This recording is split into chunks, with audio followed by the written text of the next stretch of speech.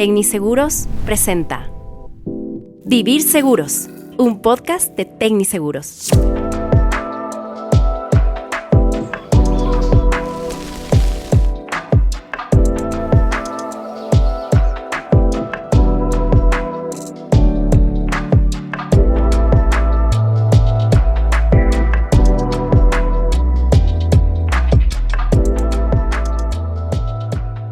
Hola a todos, bienvenidos a Vivir Seguros, un podcast de Tecniseguros en donde toparemos temas ligados a finanzas, seguros, bienestar, negocios y muchos temas más importantes para cada uno de nosotros.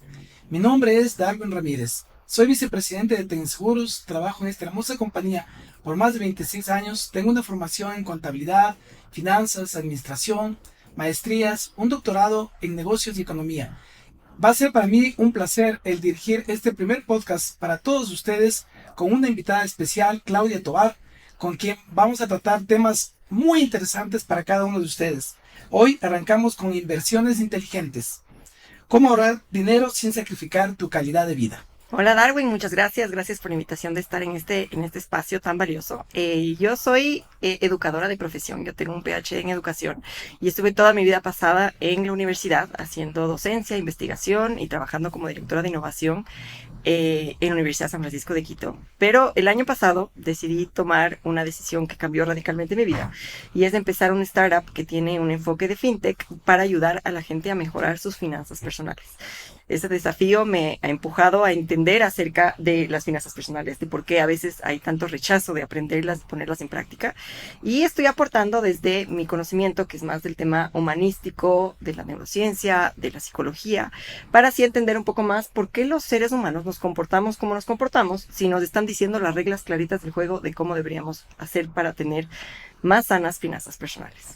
Y justamente eso fue mi primera reacción cuando tuve la invitación de participar en este proyecto. Primero, es un proyecto con un impacto social muy alto de transformar vidas, porque si tú te pones a pensar, el bienestar financiero no es solamente el sueldo que tú tienes, ni tener un saldo positivo en tu cuenta, sino que el estrés financiero es uno de los problemas más graves de nuestra sociedad. Si te pones a pensar otros problemas sociales que nosotros tenemos en nuestro país, como es la destrucción crónica infantil, la inseguridad, a la final todos tienen alguna conexión muy clara con la falta de conocimientos básicos financieros de nuestra comunidad. Y nosotros después como que indagas un poco más en la solución y te das cuenta que el estrés financiero no solamente está bajando la productividad de los empleados y los colaboradores de las empresas. Se dice que casi las personas que tienen mucho estrés financiero pierden hasta 8 horas semanales, es decir, un día laboral, por estar preocupados por sus problemas financieros. Obviamente eso aumenta el ausentismo en las empresas. Eso incluso podría estar vinculado a robos internos por la desesperación que las personas tienen por estar en problemas financieros. Si nosotros nos vamos ya al espectro más grave de esta situación, nos damos cuenta que 1 de cada 4 suicidios en el mundo es por estrés financiero. Es un problema de salud pública que nadie lo está atacando.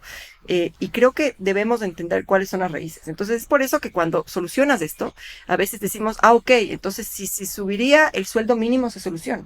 Si le doy un alza de sueldo a mis empleados se soluciona. Tú sabías que si tú tienes un empleado con problemas financieros y tú le das más aumento de sueldo, pensando que eso va a solucionar sus problemas financieros, esta persona va a estar en la misma situación en 3 meses. ¿Por qué? Porque no cambiaron los hábitos, no cambiaron sus comportamientos, no cambió su planificación financiera. Entonces, si bien muchos tenemos la expectativa y las ganas de que solamente se solucionen las cosas de manera rápida con una píldora y decir, me dan más plata y se soluciona, las personas necesitamos cambiar los hábitos que construyen esas decisiones inteligentes. Y el ecuatoriano promedio pierde hasta el 30% de sus ingresos anuales por tomar malas decisiones financieras. ¿Cuáles son esas malas decisiones financieras? Puede ser que tomas una mala decisión de crédito con un interés muy alto. Puede ser que no ahorraste y después cuando hubo un imprevisto, como estamos viendo en nuestro país el tema de la crisis eléctrica, si nosotros no tenemos un colchón de sustento para un fondo de emergencias, obviamente las crisis nos golpean el doble o el triple. Entonces, estas decisiones inteligentes, como las llamamos, es posible hacerlas para cualquier persona. Si tan solo tenemos quizás los recordatorios correctos, en el lenguaje correcto y de la forma correcta. Ahí es donde viene toda la parte de la psicología. Empecemos entonces por algo que mencionaste y es este tema de para ahorrar se necesitan grandes cantidades de dinero o hacer enormes sacrificios. ¿Qué opinas de eso? Nos hemos... Mencionaste el ahorro, ¿no es cierto? El ahorro es la base de toda la solución financiera. A veces uno pensará que es librarse de las deudas o quizás invertir o reducir los gastos. Sí, todas esas también son buenas decisiones financieras, pero si uno no tiene una capa de protección de ahorro, realmente todo el resto te pone igual en riesgo. Entonces, el ahorro es importante. ¿Y qué nos hemos encontrado? Nosotros hemos hecho mucha investigación en campo con diferentes tipos de personas, de todos estatus económicos, de diferentes industrias, y las respuestas han sido variadas. Pero una cosa que ha sido un patrón común es que la gente piensa que el ahorro es lo que me sobra. Entonces, mucha gente, por ejemplo, con un sueldo mínimo, te dice, ¿cómo yo voy a ahorrar si yo gano el mínimo? Y es curioso cómo nos han vendido esta idea del ahorro, que el ahorro es lo que me sobra. Y si tengo suerte que me sobre, eso es lo que ahorro. Obviamente nosotros lo que queremos a través de la aplicación es hacer entender a la gente que el ahorro es lo primero que planifico antes de gastar. Entonces, para eso, y ahí entra todo este tema de la ciencia que me parece súper interesante. Verás, hay un sesgo que se llama el sesgo de billetera llena. Los sesgos cognitivos son estos como atajos neuronales que nosotros utilizamos a nivel cerebral para hacer las decisiones más rápidas. Pero a veces cuando tenemos unos sesgos que no son correctos, estas decisiones más automáticas nos obligan a tomar decisiones que no son las correctas. Por ejemplo, este sesgo cognitivo de la billetera inflada se describe como cuando nosotros nos pagan en los primeros días del mes, tenemos una sensación de capacidad adquisitiva más alta, como es obvio, tenemos más plata en la cuenta. Entonces la billetera se siente llenita. Entonces si vamos al centro comercial los primeros días del mes, no es de sorpresa, ¿qué es lo que va a pasar? Que gastamos mucho más de lo que gastamos si vamos los últimos días del mes, que ¿qué es lo que pasa? Nos sentimos menos ricos, menos abundantes, con menos capacidad adquisitiva. Entonces, ¿qué es lo que dice el sesgo? Es que es impresionante cómo nuestro cerebro pierde incluso la capacidad de tener una valorización de lo mismo que estamos consumiendo. Te pongo un ejemplo. Digamos que esos primeros días del mes, donde yo me siento millonaria, me compro un café y el café cuesta $3. Y me preguntas, Claudia, ¿qué tal el café? Yo digo, sí, estuvo rico, lo disfruté, sí, es mi favorito, yo siempre me pido el mismo y me encanta. Perfecto. Pago los $3, no me duele la billetera. Al final del mes me voy al mismo centro comercial, a la misma cafetería y me pido el mismo exacto café. Y me preguntas, Claudia, ¿qué tal estuvo el café? Flojo, caro me parece, cada vez le ponen menos porción, no estuvo tan rico como a mí me gusta. ¿Cuál es el fenómeno que hay atrás de que esa persona consumiendo exactamente el mismo producto tiene diferentes percepciones? Es que, claro, cuando a mí me cuesta más al final del mes pagar esos $3, yo quiero ganar más por ese producto porque me está costando tanto pagar esos $3 que no tengo, que espero mucho más. Versus cuando me siento más millonaria al comienzo del mes, ese café me da igual si me dan o no. ¿Por qué es importante hablar de estos sesgos? Y por qué estos sesgos deberían ser súper importantes, explorados y reflexionados por los seres humanos antes de meterse en cuál es la regla del ahorro. Y es que si nosotros tomamos conciencia de todas estas fuerzas externas que están haciendo que nosotros tomemos decisiones, podemos estar más alertas. Y una persona que está más consciente va a decir, ok, entonces ahorita que tengo estas ganas de acercarme al centro comercial y comprarle a mi hijo los zapatos de a uno, los helados, quizás debería yo tener esa incluso autocontrol de tentación de no acudir los primeros días del mes, porque mi percepción de lo que vale cada cosa va a estar mucho más aterrizada en mi realidad a fin de mes. Son cositas, ese es un ejemplo de los miles de sesgos cognitivos que hay. Tú dirías que además de este sesgo que mencionas, que puede ser una sensación de bienestar temporal, ¿no es cierto?, que te lleva a tomar esas decisiones inadecuadas.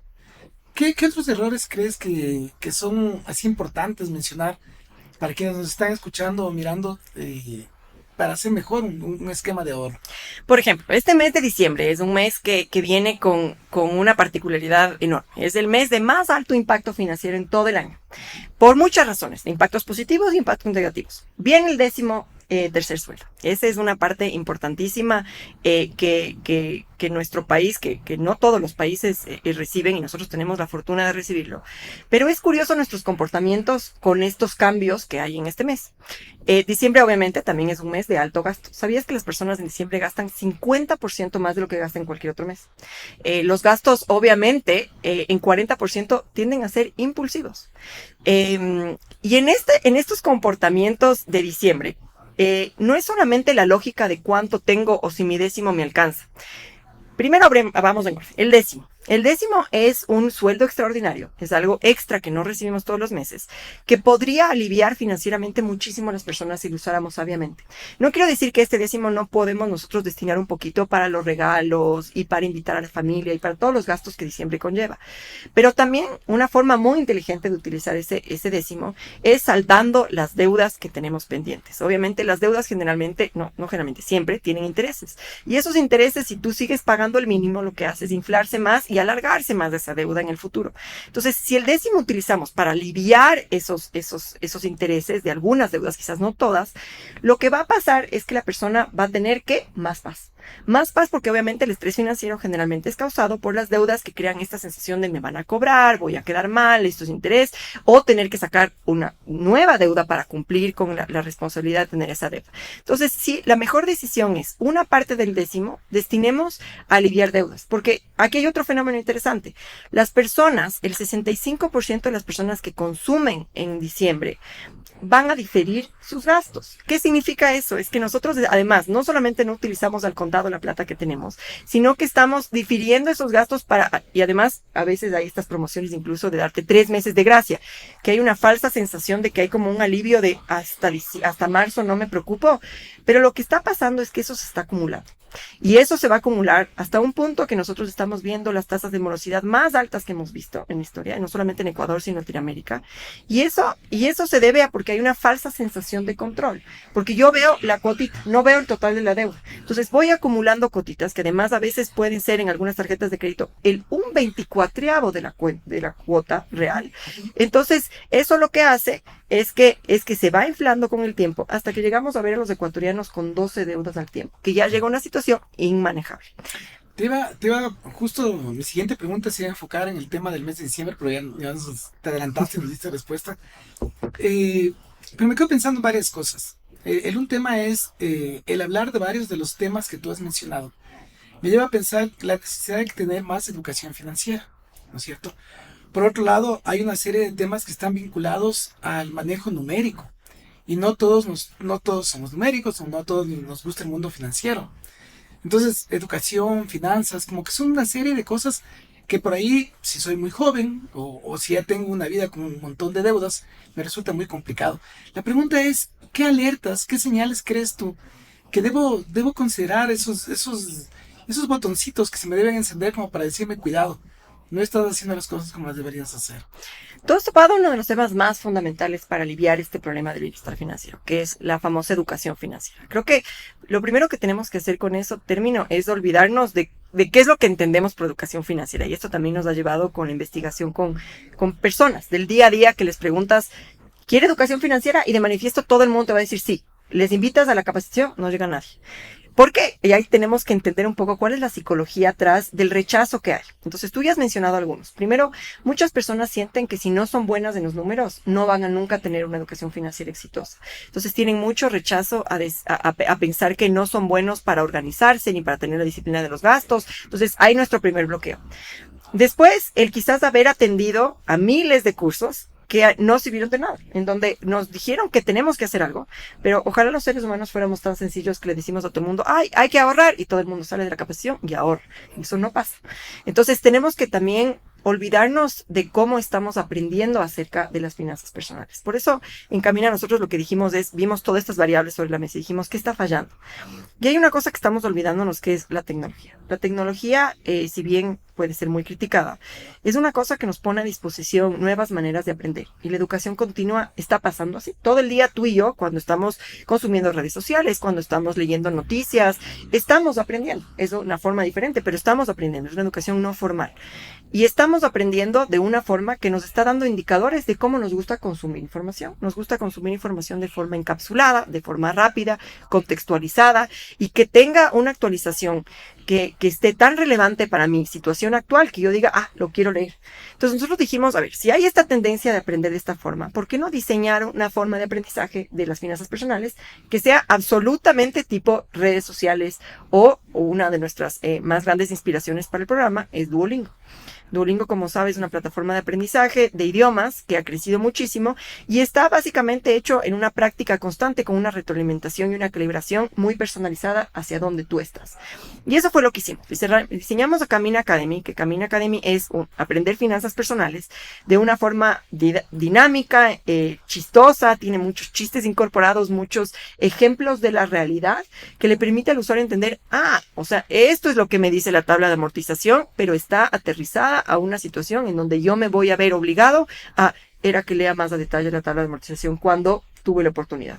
Entonces, así es como nosotros diseñamos esta experiencia, que además nunca se acaba, porque los temas de finanzas personales no es una cosa que te gradúas y te dicen, incluso tú, Darwin, que eres tan experto en este tema y además has sido hasta profesor de este tema, tú te sigues capacitando todo el tiempo porque hay muchos temas en finanzas que son nuevos. Las criptomonedas, las nuevas formas de estafa, como la macroeconomía, por ejemplo, ahorita cómo la luz nos está afectando nuestras finanzas. Entonces, nosotros no podemos decir que una persona está completamente graduada cuando acaba los 13 temas que dictamina la Junta Monetaria o la Superintendencia de Bancos. Entonces, nosotros creemos que la educación financiera tiene que ser este compañero constante, que tú llegues y que tus amigos se sorprendan de ti cuando tienes alguna novedad acerca de las finanzas, te diga, ¿y dónde aprendiste? Y que la gente sepa que hay un lugar a donde acudir cuando hay que aprender de finanzas. Entonces, es importante entender que la educación financiera es la primera capa de protección. Nosotros creemos que las malas decisiones financieras son como un virus, que está ahí, latente. Y eso puede darse por emergencias coyunturales, puede darse porque, obviamente, el neuromarketing también nos tienta muchísimo a que cojamos un nuevo crédito, a que hagamos a plazos, a que paguemos en cuotitas. Entonces, ¿cómo nos protegemos ante este virus? La educación financiera, pensemos, es como la mascarilla. Que si bien no puedo yo decirte que nunca te vas a contagiar de COVID con la mascarilla, definitivamente sí descubrimos que es una capa de protección importante. Ahora, yo miro cómo tú vas enfocando los temas con una visión más allá de lo financiero. Empezaste hablando de temas vinculados, por ejemplo, al estrés. Y es interesante cuando relacionamos el estrés en el día a día o relacionamos la ansiedad, que es por lo que se te viene en el futuro, o relacionamos con temas como depresión por aquellas decisiones que tomaste mal en el pasado. Y al final es un conjunto de emociones vinculadas a un tema financiero. ¿Puedes decirnos algo más de este tema? ¿Cómo ustedes lo miran? Lo que has dicho es clarísimo y además tienes una concepción clarísima de la psicología, donde la depresión es justamente seguir en el pasado y seguir arrepentido de todas las decisiones pasadas. Y la ansiedad, en cambio, es vivir demasiado en el futuro. Ambas condiciones mentales, que podemos nosotros transitarlas de manera eventual o permanente, que ya puede ser patológico, lo que hacen es tener una falta de realidad del presente. Entonces, así yo esté martirizándome por todo lo que hice mal y por eso estoy tan deprimida, porque no debería haber hecho eso, era de no comprarme esto, era de no haber... O estoy, ¿y qué va a pasar mañana? Y si mañana no tengo que pagar. Ambas situaciones lo que hacen es que nos pierden la capacidad de nosotros tomar decisiones a conciencia en el presente. Entonces, ¿qué es lo que pasa con el estrés? El estrés, si bien es necesario, porque a veces nos da la adrenalina para tomar la decisión o para reaccionar ante alguna situación, cuando nosotros tenemos altos niveles de cortisol, que es el causante del estrés con la adrenalina, lo que hace es que nosotros nos volvemos bloqueados, nublados. Y a veces esa es la sensación que incluso los mismos usuarios te dicen, ¿pero por qué acudiste al chulco si tú sabías que era peligroso? No sé, estaba como desesperado, como que no estaba pensando bien. Ese es el efecto del estrés en nuestro cerebro. El estrés de manera permanente, lo que hace este término de estrés crónico, lo que hace es que nosotros ya vayamos perdiendo nuestra capacidad de entender las consecuencias de nuestras acciones y tener una capacidad de ver y usar la información a disponibilidad nuestra para poder informarnos mejor y tomar la decisión. Es por eso que ahí es donde más susceptibles estamos de pensar que una apuesta es la que nos va a salvar la vida.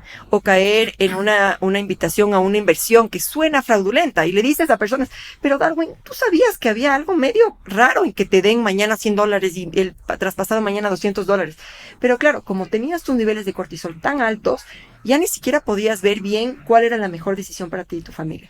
Es por eso que el compromiso de nosotros reducir el estrés financiero debe ser una cosa primordial. A pesar de que a veces decimos, no, mejoremos el score crediticio, mejoremos los saldos de ahorro. Lo que pasa es que esas son consecuencias de cuando nosotros estamos más tranquilos y tenemos más confianza financiera, podemos estar en la capacidad de tomar mejores decisiones para nosotros a largo plazo. Ahora, cuando tú hablas de todos estos temas, a mí se me vienen varias ideas de lo que vas mencionando. Hablaste, por ejemplo, cuando enfocaste el tema de diciembre, y por ahí tomo decisiones por emociones. O sea, es el mes de diciembre, queremos darnos regalos, es un mes de amor y paz, pero sin mirar lo que puede afectar esto en el futuro. O hace un momento dijiste una palabra que a mí me resuena mucho, que es el tema esto de las apuestas, ¿no es cierto? Y al final puedes estar utilizando de una forma equivocada tus recursos, pensando en una lotería, pensando en apuestas. Hoy que hay tanta tecnología, de todas las edades, la gente está jugando a ver si gana un equipo de fútbol y a ver si de esa forma puede obtener recursos de manera fácil. Y también cuando iniciaste este podcast, tú mencionaste de qué pasa con aquellas personas que por ahí se pueden ganar la lotería, pero después de 3 meses están en condiciones que no son las adecuadas. Ujú. Entonces, se me juntan como una serie de elementos, ¿sí? Y se me juntan también diferentes generaciones. Entonces, un poquito quisiera saber cómo tú lo miras entre una persona, como en mi caso, que tengo 55 años, ya tengo hijos grandes, veo mi futuro, veo mi presente de una forma muy diferente. Así si tuviera ahora mismo 20 años, estuviera en la universidad, estoy arrancando, o si tuviera 30 y tengo mi primer hijo o mi segundo hijo. ¿Cómo darle un equilibrio a estos diferentes momentos de las personas? Yo creo que has tocado la clave y en todo lo que tú como recuperas de la conversación que hemos tenido, es entender que las personas somos muy diferentes. Cada persona está viviendo una realidad, incluso quizás tú tienes un hermano gemelo que tiene tu misma edad, pero está viviendo una realidad financiera completamente diferente a ti. Entonces, una de las claves que tú has mencionado es entender la complejidad de lo diferentes que somos los seres humanos y lo difícil que es cuando nosotros pensamos en programas para crear alivio financiero o para ayudar a la gente en sus problemas, es asumir que todos están teniendo las mismas motivaciones, los mismos bloqueos, los mismos dolores y la situación en la que navegas. Tú hablaste de un tema de generaciones, por ejemplo, que me parece súper importante. Recientemente en la columna que tengo en El Expreso publiqué un artículo que se llama La chulla vida les cuesta caro. Y en esta columna lo que yo quise hacer énfasis es cómo, por ejemplo, la nueva generación que está transitando ahorita los 20, 30 años, es una generación en donde por muchas variables resulta ser que tienen una sensación de que hay que vivir mucho más del momento. Es una población donde se ha visto que la tendencia de ahorro es muy baja, los balances de ahorro en sus cuentas, si es que tienen cuentas, es muy baja. Tienen esta sensación que hay que priorizar los viajes y las experiencias, quieren vivir, porque más bien la sensación de que con el mundo que quizás está calentándose, ellos no quieren un trabajo estable, más bien piensan que crear una estabilidad laboral de más de 5 años es como un castigo. Porque ¿qué pasó que te quedaste tanto tiempo ahí? Más bien aprende a vivir. Pero claro, si bien hay beneficios y desventajas para cada una de las visiones de las generaciones, lo que estamos viendo es qué va a pasar con esta generación a largo plazo si es que no está construyendo un patrimonio sólido para aguantar las crisis financieras o los desafíos de la vida que van a venir. Son chicos que no están proyectando, ni siquiera tienen la aspiración de querer tener, por ejemplo, un primer departamento. Acuérdate cuando tú y yo teníamos 20 y 30 años, una de las aspiraciones más grandes en esa edad es como quizás todavía no teníamos la familia, quizás a los finales de los 20, quizás todavía no teníamos la familia, era el momento para empezar a independizarse, ¿no es cierto? A tener mi propio departamento, mi propio vehículo, si es que había como con este primer trabajo. Lo que pasa es que esta nueva generación ya ni siquiera aspira a tener un bien porque eso les ata a un lugar y no quieren atarse a un lugar. Por eso es que ni siquiera, incluso la compra de libros ha sido interesante de ver la tendencia de consumo, porque piensan que un libro es como, ¿dónde voy a guardar ese libro? Yo no quiero atarme a ningún lugar. Quieren pensar que su vida cabe en una maleta y las experiencias son globales, que es bueno, pero si nosotros nos vemos como mundo, ¿cómo vamos a estar si nosotros seguimos este patrón? Necesitamos asentar para tener primero patrimonio para poder pedir un crédito, para poder crecer incluso en esos grandes emprendimientos que estas generaciones están creando. Entonces, ¿qué es lo que pasa? Si nosotros no entendemos cuáles son esas motivaciones y esos bloqueos para cada una de las personas, difícilmente vamos a poder ayudar. Nosotros en Camino hemos creado muchas capas de segmentación y personalización. Te voy a decir una. Tenemos una forma de nosotros perfilar a los pagadores y nosotros utilizamos rasgos de personalidad para poder identificar qué tipo de pagador eres tú. Esto lo desarrollamos con un laboratorio de psicología del comportamiento en Canadá que nos ayudó a determinar cómo en poquitas preguntas yo puedo saber exactamente cómo tu comportamiento de rasgos de personalidad influye en cómo son las decisiones de pago que tú estás tomando. Si tú eres más impulsivo, si tú eres más responsable, si tú te preocupas demasiado por lo que los demás digan y por tener una apariencia social que para ti es importante. Todas esas variables no son ni buenas ni malas, son variables. Pero si yo entiendo qué es lo que le mueve a Darwin, yo soy capaz de mandarle mensajes que le afecten. Te voy a dar un ejemplo. Todos tenemos ese amigo que es el pagador responsable, que es el que no se puede dormir hasta que no te pague los $5 que le prestaste en el almuerzo. Te dice, pero Darwin, pásame tu cuenta. Y dices, ay, mañana me pagas, qué cargoso, ¿por qué me empujas tanto? Él tiene una motivación por cumplir. A él le causa ansiedad pensar que tiene compromisos con alguien más y tiene que cumplir en lo que se comprometió. Por otro lado, también todos tenemos ese amigo que es más descuidado, que si dice, ay, si el Darwin no me cobra, yo no le pago. ¿Para qué no me cobró? Él me prestó, él tenía que recordarme, si no se va a olvidar de pagarte. Y tiene un sobreoptimismo de lo que puede pasar. Navega su vida diciendo, ay, Dios proveerá, chulla vida. Y es ese amigo que te sorprendes y dices, yo no puedo creer. Ayer se estaba quejando que no tiene plata y hoy le veo en una foto en un viaje. Entonces, esas personalidades son muy diferentes, pero requieren que yo le dé empujones de comportamiento diferente. Si tú eres el pagador responsable, que me atrevo a solamente con lo poco que te conozco saber que tú tienes un perfil de un pagador responsable por todo lo que has estudiado y lo que conoces acerca de seguros, hace que yo te diga de cierta forma cómo yo te motivo a pagar a tiempo. Yo tengo que mandarle a Darwin un mensaje a través de la aplicación diciéndole, Darwin, mira, qué fea sensación debe ser que mañana te tengan que venir a cobrar y que tengas que quedar mal con la gente. Yo creo que estarías mucho más seguro si pagamos a tiempo y nos evitamos esa mora que te van a cobrar. Entonces, él, con las emociones que conllevan todo ese mensaje, va a decir, no, yo no quiero que nunca me estén cobrando, ni enfrente de mi familia. Imagínate qué vergüenza yo no estar cumpliendo con mis compromisos, voy a pagar. Si yo le mando ese mismo mensaje, voy a poner un nombre, Jaime, que es el descuidado, él va a leer este mensaje y va a decir que me cobren, a ver si me encuentran, yo cambio de chip y igual no me van a alcanzar. A Jaime yo tengo que mandarle un mensaje como diciendo, Jaime, ¿te imaginas que el día de mañana no puedas comprarte lo que quieras? Ni viajar a donde tú quieras, porque no tienes un buen score crediticio. No, qué pereza. Tú lo que quieres es libertad para hacer lo que tú quieras. Entonces paga ahorita para que así no tengas que estar preocupándote por tu libertad.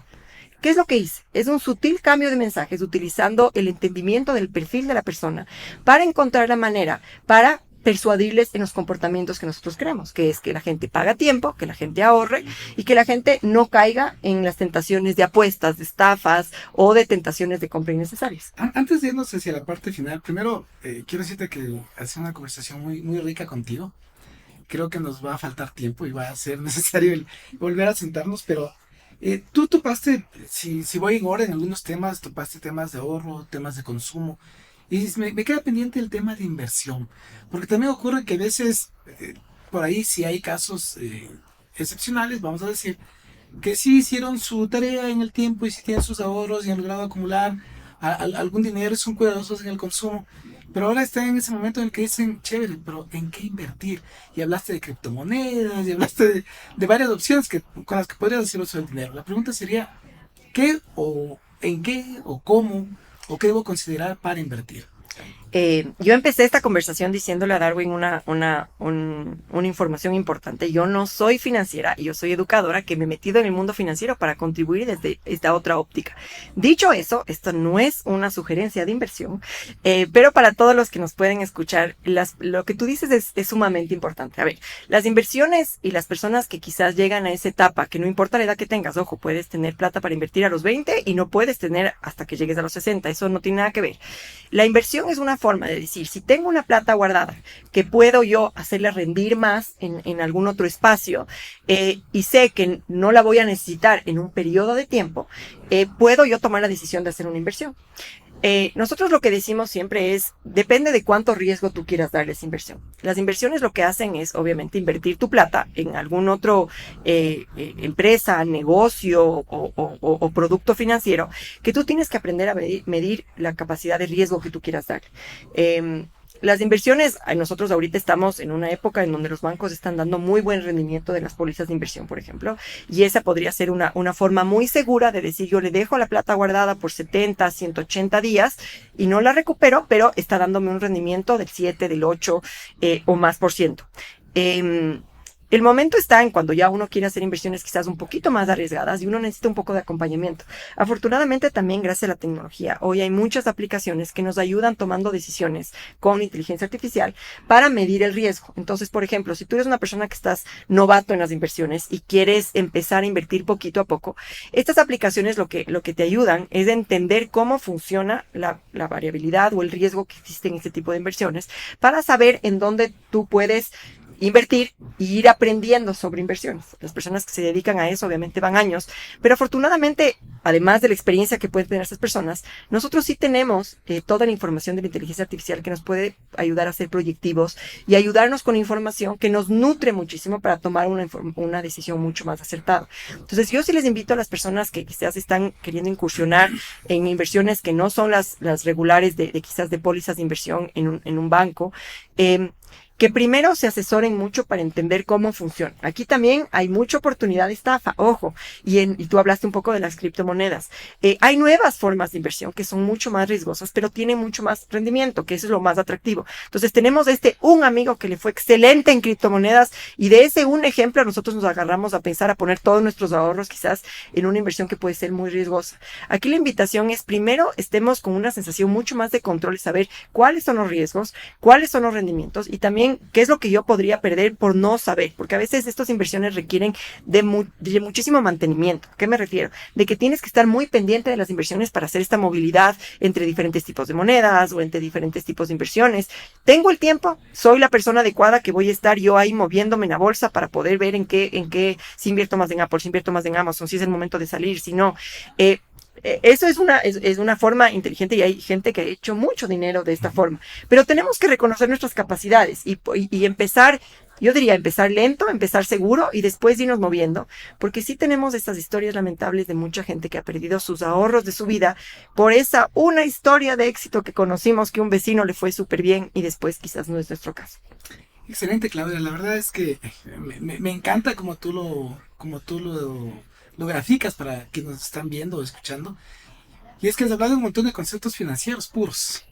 Porque hablaste, por ejemplo, de riesgo, has hablado de excedentes, has hablado de disponibilidad, hablaste de horizonte de tiempo, hablaste de alternativas y hablaste de investigación. ¿Te solé? Todo de una forma súper sencilla y sumamente práctica. Creo que eso es lo fundamental. Hay mucha gente que le tiene miedo a las finanzas porque lo mira solamente como números, cálculos y luego decisiones en donde parecería que todo debe ser exacto. Entonces, súper agradecido de esa manera muy, muy fácil y digo muy simple, no por sencillo, sino por lo fácil realmente de poder entender lo que nos estás diciendo. Ya para ir cerrando, me encantaría saber si, no sé, puedes darnos una frase que inspire a las personas, o tal vez una película que podamos mirar, o tal vez un podcast, o tal vez una aplicación que vamos, ¿cierto? Que vamos a seguir, todo en miras de un bienestar financiero, pero que tiene que ver con un bienestar personal. Tú diste varias cifras súper interesantes al iniciar toda esta plática y que son fundamentales. El estrés financiero es causante de muertes, es causante de divorcios, es causante del malestar de la persona. Y creo que hoy en día estamos viviendo en una sociedad en donde realmente sí estamos más preocupados por el ser humano. Entonces, ayúdanos con cualquiera de estas cosas que puedan ser útiles para quienes nos escuchan. No, gracias, Darwin. Yo también me sumo en que siento que, obviamente, acompañado de alguien que sabe tanto de finanzas, a veces uno se siente cohibido, pero eso es romperle el miedo a hablar y de preguntar y no caer en el silencio que puede conllevar incluso al suicidio, de no preguntar y decir cómo funcionan estas cosas. Si hay una cosa final que yo quisiera compartir que no hemos topado, pero sí es un tema financiero importantísimo y es un poco lo que nos reúne el día de hoy aquí, que es los seguros. A veces las personas no se dan cuenta de la importancia de los seguros para crear estas capas de protección que yo te decía. Los seguros es la forma más inteligente de protegernos a futuro y a veces como ignoramos el poder que tienen. Nosotros conversando con usuarios en algunas entrevistas nos dicen, ay no, es que no tuve plata y lo primero que dejé fue pagar el seguro del auto. Y dices, ya, entendible. ¿Y después qué pasó? Me choqué en el auto y se quedó sin auto. Entonces, a veces da ganas de decir, pero mira qué decisiones financieras estabas tomando y mira dónde estás hoy. Y creo que entendemos la causa. Entonces, yo sí dejaría un mensaje final, es no subestimar el poder de los seguros. Obviamente, en el mundo de los seguros hay miles de tipos de seguros, miles de tipos de los beneficios que uno lleva con este producto financiero, pero al final no deja de ser un producto financiero. Y a veces ignoramos la capacidad de control y de seguridad que nos puede dar. Es algo que queremos que ojalá nunca usemos, pero si nos pasa algo, es una capa que va a hacer una gran diferencia entre quedarnos de bancarrota, quedarnos sin el carro, sin la casa, sin la salud, que es lo más importante, a poder navegar esas crisis con mayor éxito. Y es lo que estamos viendo ahorita en el tema de la crisis energética que estamos viviendo. Las personas que tuvieron la suerte de tener algo ahorrado tienen más maniobra para poder sobrevivir esta situación. Entonces, si yo les recomiendo es que no le tengamos miedo a las finanzas. Les invito a todos que nos escuchan, que nos visiten en nuestra página web www.camina.app con doble P como aplicación y nos visiten para anotarse, para estar en la lista de espera, para recibir nuestra aplicación y poder empezar este camino financiero que no tiene que ser tan difícil y aprenderlo de manera fácil, porque creo que nos debemos todos los ecuatorianos tener un menos estrés financiero. Excelente, te agradezco mucho por el consejo y sí, no quería topar yo directamente el tema de seguros. Sin embargo, para quienes nos escuchan sería muy interesante, por ejemplo, mirar en YouTube. Hay un par de videos de un mundo con seguros y un mundo sin seguros que te permite entender la afectación que tiene el ahorro, la inversión, tu vida, tu continuidad, la continuidad de las personas, la continuidad de los negocios. ¿Algún libro que quieras sugerirnos? A ver, nosotros en este proceso de la creación de la aplicación hemos leído muchos libros hay uno que se llama La psicología del dinero, por ejemplo, que es buenísimo, que hemos utilizado mucho para inspiración de nuestra plataforma. Pero irónicamente creo que hay uno que se llama Hábitos Atómicos, que no tienen específicamente algo que ver con las finanzas, pero habla de cómo nosotros sí somos capaces de cambiar hábitos. Y eso es importante porque muchos de nosotros decimos, ay, pero así soy, ya no puedo cambiar porque ya he hecho esto toda mi vida. Tenemos que nosotros romper esos ciclos porque la educación lo que nos dice es que todos aprendemos todo el tiempo. Solo hasta la muerte detenemos nuestro proceso de aprendizaje. Entonces, que rompamos esos viejos hábitos y empecemos nuevos, sobre todo para tener la paz en estas fiestas navideñas, de que eso es lo que deberíamos disfrutar y no el estrés de cómo pagar mis cuentas navideñas. Nuevamente, Claudia, muchas gracias por estar con nosotros. Ha sido un conjunto de información excelente para toda nuestra audiencia. Y si te gustaron estos tips, les invito a seguirnos en nuestras redes sociales, tanto en las de Tecniseguros como en las redes de Claudia Tovar. Y para todos, lo dicho, felices fiestas. Nos escuchamos todos en el próximo episodio. Muchas gracias. Hasta la próxima. Hasta la próxima. Vivir Seguros, un podcast de Tecniseguros.